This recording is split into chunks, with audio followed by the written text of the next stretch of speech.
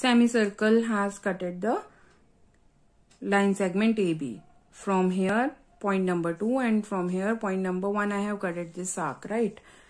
Now what you need to do here, just check, this is the point where the two arcs cut each other, right? So what you will do, you have to join the point M with this point, and this is what, this is the perpendicular. You can check it using the protractor also, that this is at 90° angle and this line segment which we have drawn is at 90° angle to the line segment AB. So this is the way to draw a perpendicular to any line segment.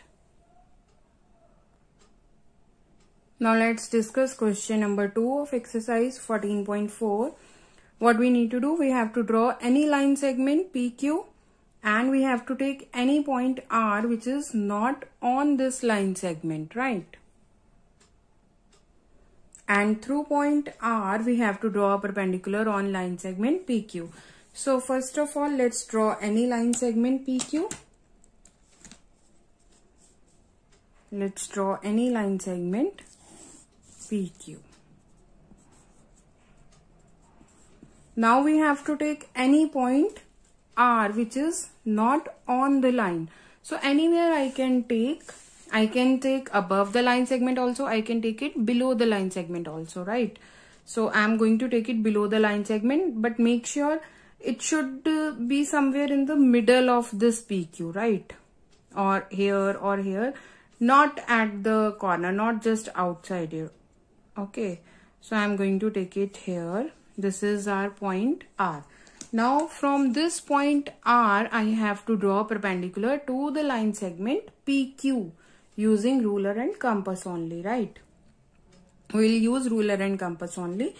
So you will put, what you need to do is, you have to put the pointer of your compass at point R and you have to open your compass just after the line segment PQ.